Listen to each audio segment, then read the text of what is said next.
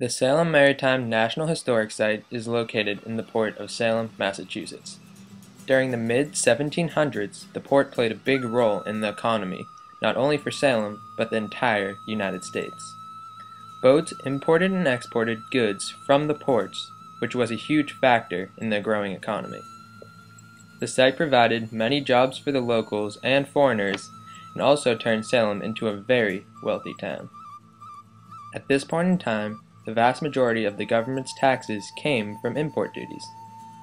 The city's peak years ranged from the Revolutionary War to the War of 1812. Merchants and sailors opened new ports of trade in Asia and other parts of the world.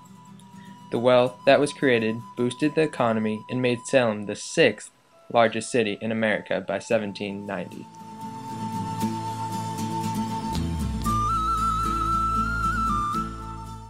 The main location of the tax revenue was the Custom House, which was located in the center of the port.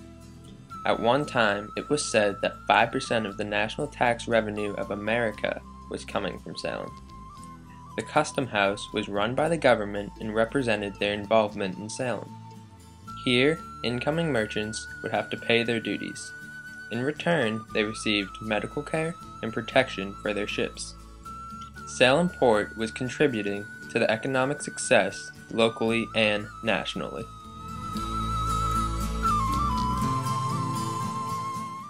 Warehouses were an important asset to ship owners.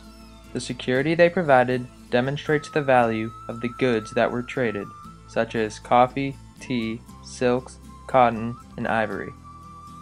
Although they were small, an enormous profit could be made from the valuables stored inside the warehouses.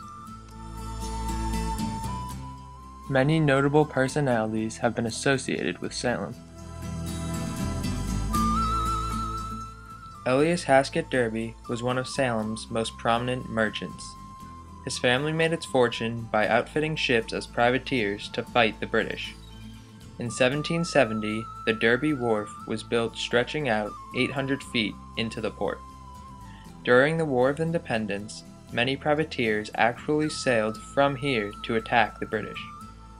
After the war, Elias inherited almost all of his father's property. He and his fleet of vessels then sailed to the Far East and other international ports, bringing wealth to Salem and its merchants. Elias Haskett Derby was known to be America's first millionaire.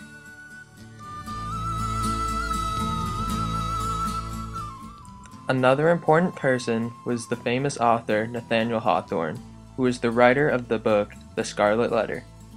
Being one of the first mass-produced books in America, 2,500 copies were sold within 10 days of its release. The book became an immediate bestseller. The book refers to Nathaniel Hawthorne's 3 years spent working at the Salem Custom House. Lastly, there is the Irish seaman by the name of Simon Forrester.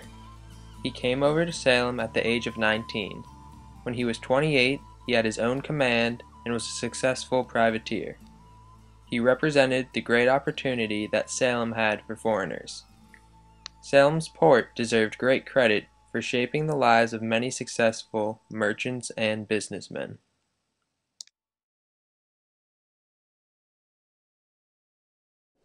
Friendship of Salem is a fully operational replica of the Friendship, a cargo ship built in 1797 for the two merchants Aaron Waite and Jareth Meal Pierce.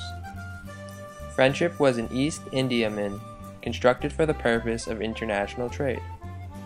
The ship made a total of 15 voyages around the world, trading products like timber and dried cod for goods such as pepper, spices, and sugar. Today, Friendship of Salem serves the purpose of bringing the region's maritime heritage back to life. In the span of 50 years, the town of Salem experienced tremendous growth and prosperity. The strategic location of its seaport was well suited to the pioneering spirit of its sea merchants who developed new trade routes leading to the Far East. The revenues generated were beneficial to both the local and national economy. Unfortunately, the trade embargoes imposed by Thomas Jefferson brought on the demise of its successful trade routes. Soon, larger ships were sailing out of New York and Boston harbors. The port ultimately became too shallow to accommodate the largest ships. By the end of the 19th century, Salem was no longer considered a premier port, and the customs house was closed in the early 1930s. The site is now a popular tourist attraction which helps the story of the Salem Maritime live on.